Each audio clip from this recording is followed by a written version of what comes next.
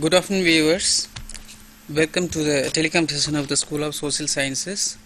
Today's topic is on library automation practical tips.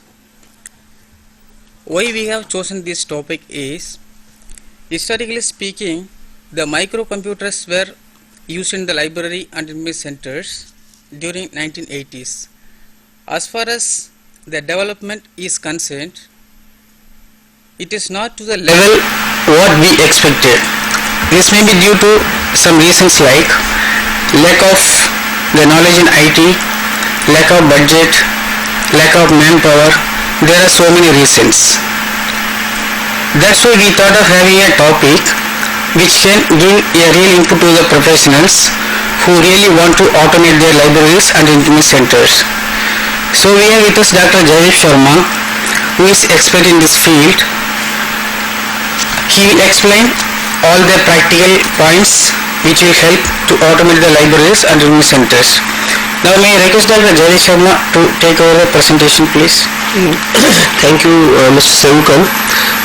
The topic today, library automation practical tips, would be useful to our PGD land students particularly, though to any student in our profession as well as the young professionals, and I would say the less percentage of libraries, because nowadays generally in the metropolitan cities we find that they have done it or they are in the process of automating.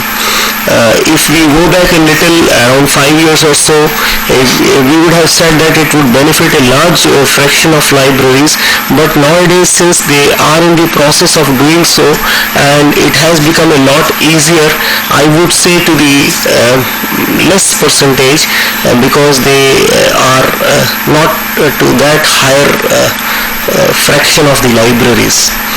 A number of reasons why most of them have done it or are in the process of doing it. We'll be discussing those later, and it would be useful to the young professionals, those who are still doing their studies, and those who have just passed out. So we'll be discussing a number of things, and as the subtitle denotes, we'll be taking care of the practical aspects of really implementing that. We'll be discussing a little bit about the theoretical aspects also. Mr. Sevukan, my other person who will be handling the things today, he has done it practically in a library earlier, a college library, and he has been telling me that there are a number of practical problems that librarians face that you generally don't find in the literature otherwise. We'll be taking his help, his personal views about how he did this automation in his college library earlier. And one thing worth telling you and sharing with you is that he did in an engineering college library single-handedly. So it's not that a person cannot do it single-handedly or with one or two staff, as generally is in small libraries. It depends on the size and the volume of work, so any library can undertake the automation process. The other thing that I would like to say before we really start is that you cannot escape. You should not think of whether we do it or not. We have to do it. What do you say, Mr. Sevukan, on this? Yes, it is possible actually. Before starting the library automation process, we have to think in terms of feasibility and available resources, budget, and compromising the authorities. So these are all the practical things which we have to take into account before starting the automation process. So this is my feeling. Yes, I also agree. And before really going into all those things, the practical aspects, let us just start with the very primitive aspect. What is basically library automation? What is it that we understand by automation? And for that we give you a very standard definition from a reference source, that it is the use of automatic and semi-automatic data processing machines to perform such traditional library activities as acquisitions, cataloging, circulation, and serials control. So as you find that we have used the terms automatic and semi-automatic. If we see historically, it could have been automatic and semi-automatic earlier data processing machines, but as we know and understand today, it could be very clear cut the use of computers and computing machines to perform these activities in libraries. And we could extend it a little bit further. It is not merely the activities that we have mentioned, we can also add to it providing services using computing devices in libraries. So not only these activities that we have mentioned there, but also based on these activities, in libraries, providing user services also. So this is what we understand by the term library automation. Before going into the what of this, let us discuss the need for library automation. Why of library automation? Though we have just now said that we should not think whether to do it or not, we have to do it under the present circumstances, but still we should know what necessitates, what for is it important that we cannot do without automation today. The very first point, as has been generally discussed in the literature also, and you find a lot of discussion about this particular point, is information explosion. The explosion of information, the very use of the term information explosion indicates that the information is increasing at a very fast pace, and we in libraries are responsible to acquire, collect this information, to organize this information, and to make it available whenever it is required by our users in the minimum of time possible, as has been guided to us by the 5 laws. So it is under these circumstances we find when this information that we have to handle is so voluminous that we are not able to handle properly manually. We have to make use of machines for that, and it is due to that we have to make use of these machines not only for processing and organizing but also accessing this information, because any moment we are not sure what information is there, where this information is. So it is here that these information and communication technologies, which comprises the computing devices, the access devices, and the storage and duplication devices, as well as the transmission devices, all these comprise the information communication technologies. So it is here that this information that is exploding has to be managed, has to be taken care of, has to be known, has to be acquired, and that too in the minimum of time possible. And it is here that we feel that we cannot do without the use of these machines, and this is one, that is the information explosion. The next point that we is important here, that why we need to automate, is the pressure from users. The users today are changing. There is a lot of change. The reason is due to the change in the environment of libraries. The users are very aware, they are very demanding, and that too demanding for the particular information that they need. They need this information in a particular format. They need this information in a particular context. So they just don't sacrifice with what they need. You have to provide them according to their particular specifications. And the reason, if we think of this, is that the democratization of education, the increasing competition in the society, and that is why the increasing accountability of the organizations that are involved in providing this information to these ever demanding, ever aware users that exist today. So this is another reason why we should automate, because it is due, if we automate them, we are able to feed and serve these ever demanding users in the best possible way, and thus account for our existence, and that existence which is at the cost of public funds. The other is pressure from management. Again, this is also linked to the earlier point, that it is not only the users but also the management, the organizations, the parent organizations of these libraries and information centers, who demand them to automate their routines, processes, and services. Why are they demanding them? Again, because as I just mentioned, the increasing competition in the society, and thus the increasing competition among the organizations also, their existence is at stake. They want to excel, they want to be better than others, because if you don't serve your users, you have to shut down. You don't have any right to exist. And it is due to that the management or the parent organizations are putting pressures on libraries to automate their services and routines. The next is the competition among institutions. As I have just now discussed, this is related to the others also. Then the very important point why we should automate is the quality services. As again it is linked to the competition among the institutions, that the services that you provide should be quality services. What do we mean by quality services? Quality is a very relative term, but if we go to the core of it, we say that quality is what the user wants, what the user demands, as per user specifications. We say the user is the king.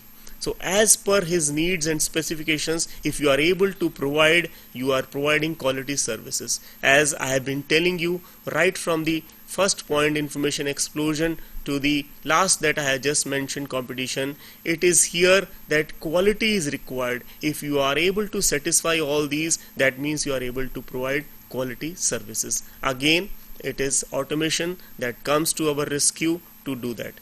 again I would like to caution you here that it is not merely automating, it is also based on automation, that you act accordingly, knowing the user needs, that you do that, then only you will be able to provide quality services. Then the last two points, that is the effective utilization of resources and the resource sharing, are quite related to each other. It is the automation that enables us to utilize our resources effectively. Effectively means that we are able to provide best services out of the resources that we are having at our disposal to provide these services.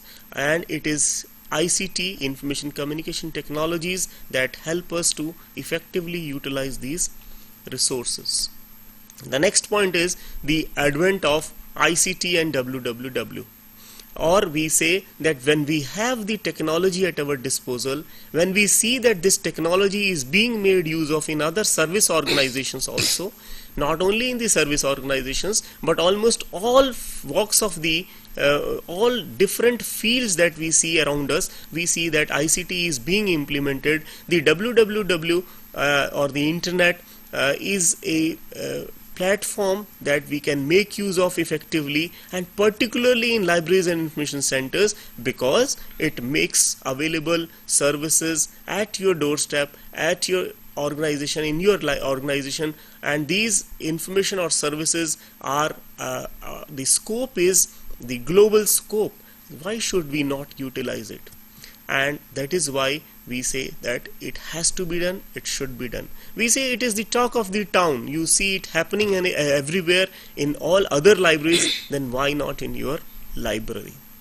The last is the resource sharing, is something very important for our libraries, because it is one of the biggest problems that we are facing today, that we are short of funds, we are short of resources, we feel that we are not self-sufficient, we need to depend on other resources. At the same time, we find the increasing cost of the resources, we are ourselves feeling that we have less resource, cost of resources is increasing, but we need to provide more as our users are more demanding, they are demanding more. So the only solution is resource sharing. And resource sharing again has been enabled due to the automation, due to the ICT and the other technologies that exist today. So again, the answer is the automation. So it is all these points that we conclude that automation is very important. And I would add one more point here, the novelty in services. If you want to bring something new, you want to innovate, you want to provide some new kinds of services, it is here that automation comes to our rescue. You want to experiment, you want to provide something in a new shape, new form, new carrier, it's always there to our rescue. Now we are very clear why should we automate, and also clear that it's not possible without automation. Now we have to automate, and before automation there are certain essentials that we should keep in mind. This is very practical, and we start from the first one, that is we should have a knowledge of ICT. And if we really want to have a knowledge of ICT, what we have to do, what comes to our rescue, if you see this particular slide, you will come to know that to acquire the knowledge of IT or ICT, we have a number of sources at our disposal, and these sources are, number one, the software, the system software, application software, and the operating system. That is there are different operating systems, the DOS, Unix, Windows, Linux. The hardware that we have to know, the keyboard, mouse, CPU, and the RAM, ROM, and the network components, that is the modems, multiplexers, routers, bridges, and switches, hubs, etc. So all this knowledge we should have before we are really going to, because we are going to handle all these, the software and the hardware, and There is no difference whether it is any other organization or a library and information center, because these all hardwares and softwares are needed to acquire, organize and transmit and retrieve information. These all we should know of. So this is the very first thing we should know this, and for that you can go to journals, to books, to periodicals, you can discuss with others, you can attend to conferences, you can have discussions with your colleagues and all those. So first of all you have to be very well aware, and this is nothing difficult today, because again you find all different cross sections of the society engaged in knowing all these aspects about automation. So it's not difficult. Anyone who intends to automate should know about all these facts. Sorry for the disturbance. Yes, Mr. I would like to interrupt you something. Yes. So regarding acquiring a knowledge of IT, Yeah. nowadays due to the advent of internet, Yes. availability of internet, Yes. it is very easy to learn. For example, when I was undergoing my MPhil degree, Yes. I was advised by my teachers Yes. to undertake a computer course, Yes. so that it will be very helpful in future in case of automating the library or networking. These things, it will help you. This is what I was advised by my teachers. Then I approached some centers like NIIT and Aptech. That time it was very expensive. They charged around 16 or 17,000 rupees for 1 year program, just to learn the basics, Windows, MS Office, Fox Pro and internet, something like that. But nowadays, due to the availability of internet, some sites are freely available to learn these things. At least we can learn what of the basics. Whatever you have discussed, right, is something about software, operating systems, hardware, everything is there. See, for example, there is a particular site which is called www.functionx.com, that gives you all the data. It is interactive e-tutorial. It is freely available. After getting the confidence, if you want to really get a certificate, then there is a site which is called www.brainbench.com. Just you can appear your examination through online, and if they are satisfied, they are giving the certificate also freely. So these facilities available. As far as the library or information science professionals are concerned, they should go. They have to automate the library by using effectively the resources available nowadays. This is my feeling actually. I wanted to add. You are very correct.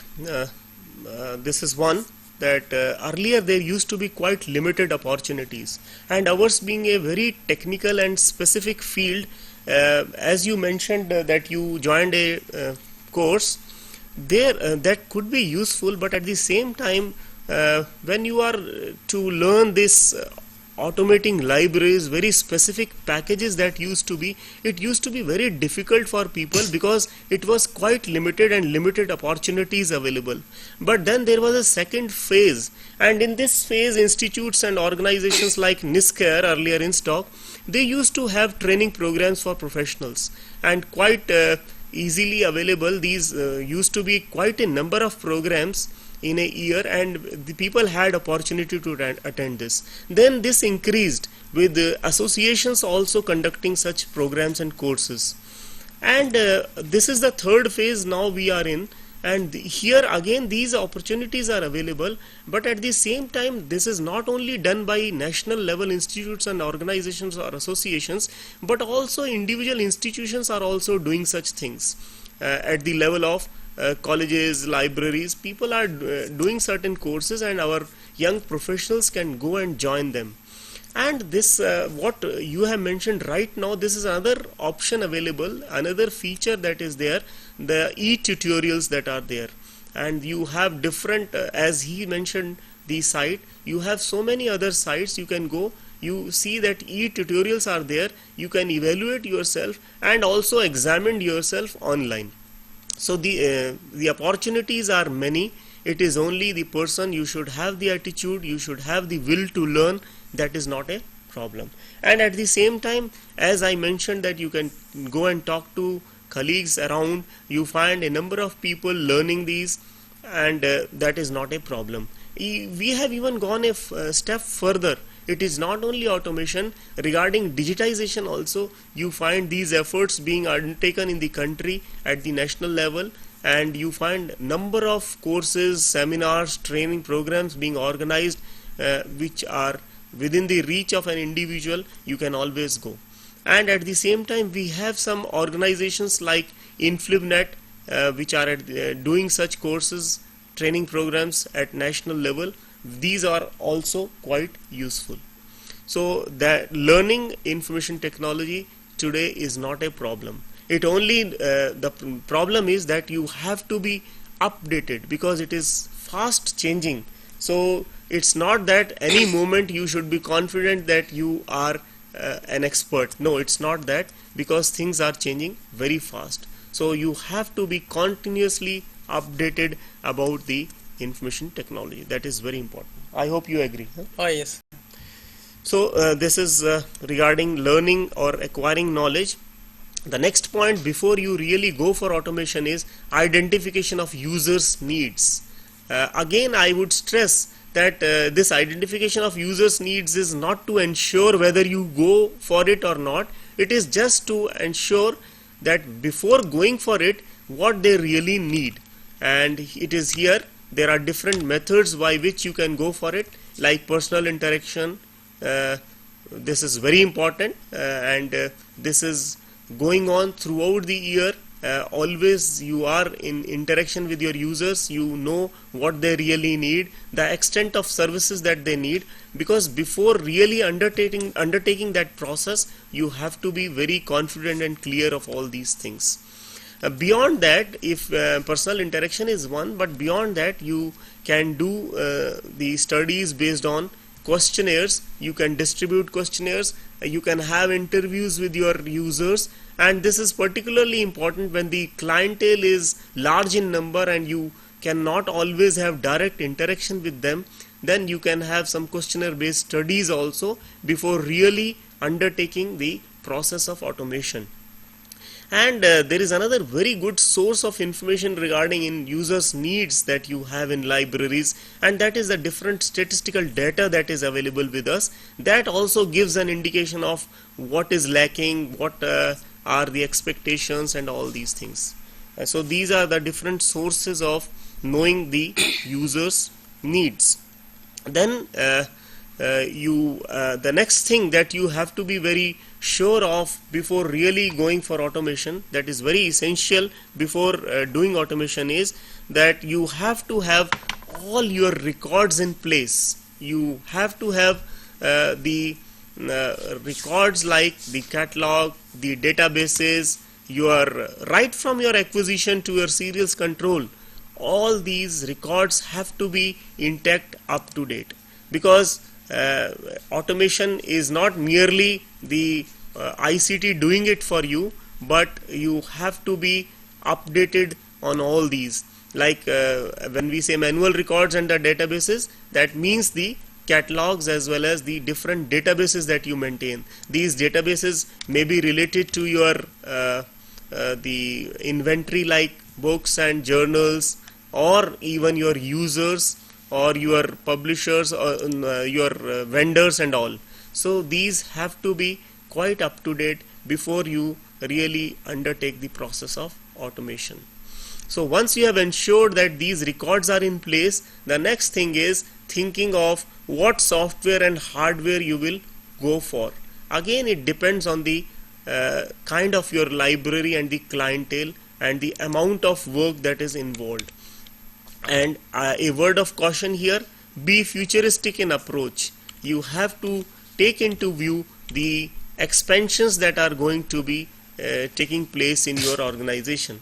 Don't just do it on the basis of present scenario. You have to keep into view what are the changes that are going to take place in the near future in your organization. That is very important. Again, before going for a particular hardware and software, you have to do a market survey. You have to see the other libraries that are doing that. And for that, libraries could be in different stages. They would have just planned for it, they would have gone halfway through, or they would have already done it. and learning from the past experiences is very good. You would not commit the same mistakes. So it is here that experience of other organizations or institutions counts a lot. And similarly, when you are doing you go in for a software or hardware, literature also comes very handy for that. If you see the literature, particularly the journal literature, you will find that reviews have been done in journals, particularly very critical reviews. They see the finer points of the different software, what are the pros and cons, what are the negative points, what are the good features of different softwares. You read those reviews before really going in for a particular software. Similarly, if you see this literature, you find that comparison of leading softwares have been done in those literature, and for that again attending conferences also is quite helpful. You find that vendors come to those conferences, they exhibit their resources, and that gives you a chance to know what is what and what are the drawbacks. You can discuss with them there also. And the other aspects are like the functionality, that how many records or they would be able to handle, and what are the different criteria that they provide in. And for that you can have their documentation also that is available. Again, it's not only printed sources. Again, you have different websites, and through search engines you can go and see the evaluation of different softwares, particularly the international ones, and those that are available at the local level also you can have review by going and discussing with your fellow friends. Why I am saying this? Because it depends on the capability of the particular organization or libraries, because particularly in a country like ours, it's not possible for different organizations to acquire the standard softwares or international softwares that are available because of the costs that are involved. But here again I would tell you that again it has been made easy, because these softwares these days are available as modules. So if you are not only modules but also as versions. They have versions for small libraries, the public and school libraries, and the college libraries and university libraries. So it depends on what version satisfies your needs, and thus the smaller versions are comparatively cheaper compared to the extended versions. So it depends on which satisfies your needs and which satisfies your pocket and budget. And similarly, if you are not able to buy it in one go, you can go in for one or two modules and work on those modules. You have some records there, you start providing some minimum services based on those records, and thus satisfy your organization, the authorities, and then you can go in for other modules also. What do you say, Mr. Sevukan? Because you have done it, how did you go about it? Is it true that if you do it one or two modules and satisfy them? That's right. Actually, initially the computers were introduced in only two modules, that is for circulation and cataloging. Those were very difficult to manage. So as we have mentioned, there are some packages module wise also. If you want to go for module wise due to lack of budget or any other reasons, you can go for that just to automate the circulation at least. Then you can generate reports also. Then generating reporting is very difficult.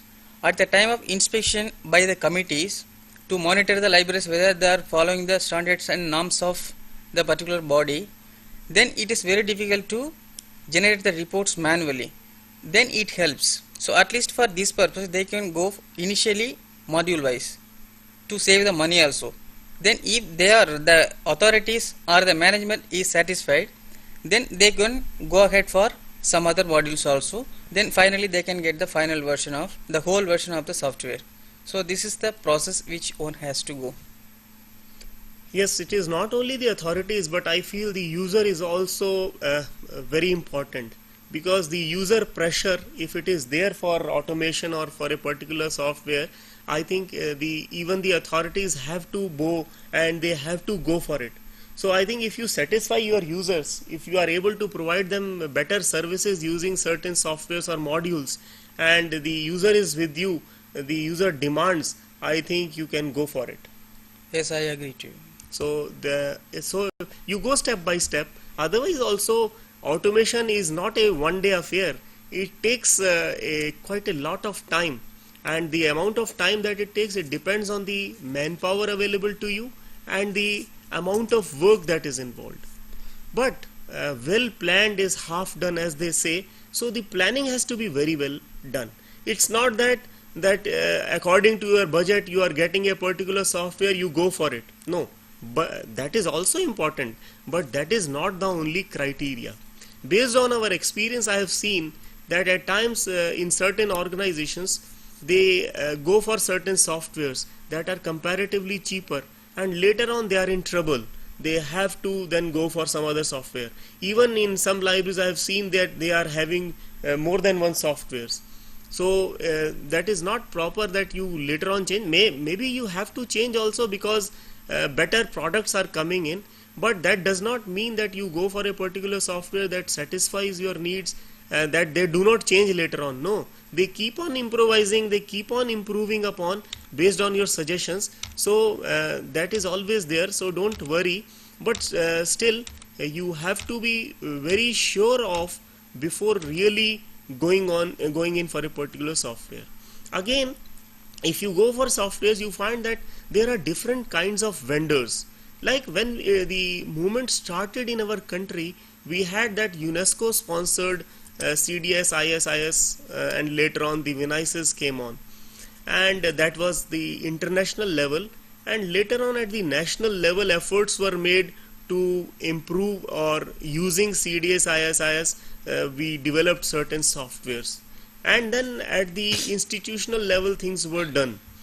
And now mention can be made of the InflibNet that is trying, and it has also provided us the software SOL, software for university libraries, and similarly some such efforts were done at the national level. And similarly some in-house softwares were also built by certain organizations, and they are doing very well also on that. But those who are doing really very well with in-house softwares, it is due to the reason that the librarian had really planned it well, had really explained to the EDP people their requirements, and they had been continuously discussing with them and getting it improved and refined. So there are some such examples also. But the best possible option today is going in for established ones, because they have been improving upon their products and helping their libraries. It is because of that they are staying in the market. Otherwise it is difficult to sustain. So but it depends on your particular needs, the resources available at your disposal. So once you have gone in for a particular software, keeping in view the different options, and I would like to add here that there are some other open source softwares also available today in the market, and that is another option that is available to you. What do you have to say regarding that, open source softwares? Open source software, it is there, but before getting into the open source software, a person who is a librarian or any other information professional has to visit the established library, that means fully automated. Without having any idea, getting an open source software and implementing it to our library may get failure. This is my feeling actually. Before going into that, just we have to evaluate a software which is already used by some other institutions. We have to go there and interact with the librarians or who are involved with that projects, whatever may be. Then we have to discuss everything with them. Then we have to prepare a proposal before going for the automation. Proposal is very important. See, I would like to quote one example here. When I was working in a library, my friend who was he was also a librarian, and he was to automate it just because of the pressure of the management, as we have mentioned earlier. So he had to automate the library, but he didn't have any idea that time. Then what that vendor did, the proprietor of the software, he took the advantage. He sold the software for 40,000 rupees. I don't want to mention the name of the software, but it was sold for 40,000 rupees. Then the same software I purchased for 15,000 rupees. What I did before starting the automation process, I had already worked with that software, 2-3 softwares. Say for example, Nirmals, Autolib, and Ellipsis, and one in-house software. So I had already experience with 3-4 softwares. Then I was telling the proprietor the real problems in the software. Then he could understand that okay, this person knows something, so we cannot cheat him. Then he gave it to me ultimately for 15,000 rupees. Then I automated successfully with barcode just in 6 months, all alone. Just I took only 2 people's help for processing the work. That means lettering, spine label, pasting labels, and tracking the racks and other things. So this is very easy to automate the library by anybody who knows something about the library automation process. So before going, but resources are available. First of all, we have to be self-confident before getting into the process. So this is the situation what I wanted to tell you. Yes, I agree with you. It also depends on the volume of work involved, and as we have mentioned earlier, that you have to be prepared for that, and being prepared means that all your records have to be up to date. They have to be updated, because otherwise you will not be able to do. Because you should not be in a hurry just to acquire the software and hardware, because see, once you have that, there is always a pressure to show some results. So if you have prepared well before, as we just mentioned that you were saying about barcoding and all those, but for before that, all your catalogs must be updated, your shelf list must be updated, your accession register must be updated, your classification should have been updated. So in case it is a small library, it's not that difficult. For bigger libraries nowadays, you find for retro conversion and all, you find that they even outsource their work. So outsourcing is not also a harm. It's not that you have to do it alone, because see, gaining time is very important. You should not lose on doing it yourself alone, or doing it yourself and the services getting affected. It's not that you would close your services and do it at the cost of that.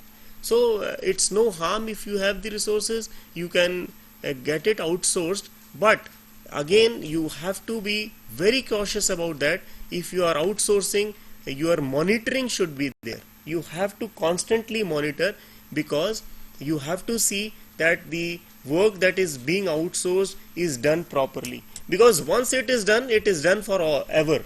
Because if your records are not in proper order, that have been done by someone, some other agency or all, then again the services are based on that. You can yourself imagine that what services you would be providing based on that. So I don't find that it's a harm if you outsource that. Okay, outsource can be done, but not all. Say for example, just now you mentioned barcoding. That can be done. See, it is done just with the help of a primary key that is called access number. Yes. Which reflects everywhere. Yes. In stock verification, circulation, Yes. Yes. and data entry, Yes. modification, everything. Yes. That can be done only by any individual. Any individual, just they have to feed the serial numbers, then generating barcodes. It doesn't matter. But say classification, who can do it? Say for example, electrical engineering. The class number according to DDC is 621.3. So I know this number. So in case I am on leave, some other person has to classify. He may give some other number, 621.13. So it scatters automatically. Documents are scattered. The same book, the same title of 2 volumes are scattered at different place. So after scattering these two documents, the data entry is done by giving 2 different numbers. So according to the catalog which provides for users, that is called OPAC, so they will go to different place. So 621.33 will lead to some other place, not to electrical engineering. Yes. Yes. So this is the problem if you outsource it. So I am the person who is classifying the documents. If I am not there, some alternative person must be there. Otherwise we have to outsource. If it is outsourced, whether they are doing it properly or not, how can you sure? Yeah, that is what I mean to say when I say that constant monitoring is required, because you have to maintain a balance of all these things. Yes, yes. That your services should not be affected, and at the same time, when you are automating, because everyone is awaiting results, and that is why generally you find that if libraries start, they generally start with a smaller work like creating a database of dissertations and theses, and you provide an opaque, and you allow the users to browse and search the different theses and dissertations, and that is why you are able to satisfy your users that you have shown some results by automation. Right. So Right. similarly you can do for your catalog and other things, and circulation is a big affair. It takes a lot of time, as you said that you need to barcode also, your users IDs are to be fed in, and all those things are required. So once you have done your catalog and you maintain your you provide IDs, your users also, barcoding and all those, then only you are able to start your circulation services. So, and serials control is also a very monumentous task, but once it is done, then you are relieved of all those repetitive course. So, but you have to manage, and you have to manage your time so well that you do your work, and at the same time you show the results also. Yes, I agree. So a word I would like to repeat that we said that a well planned automation, and in planning you have to ensure that all your records are intact, and you have a knowledge of all these aspects, and for that there is no harm if you go and ask your neighboring institutions and others. And I would like to add here that once you have done that, you have to have training programs for your users as well as for your staff.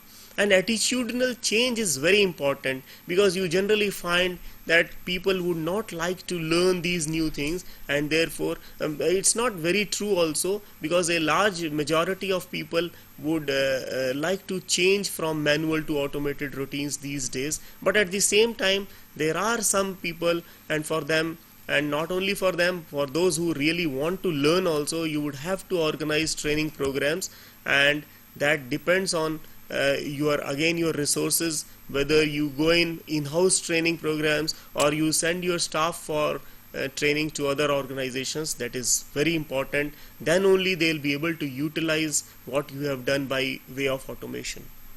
So I think this is all what we wanted to say today. Thank you for the patient hearing, and I hope you would have benefited from our discussions today. Thank you.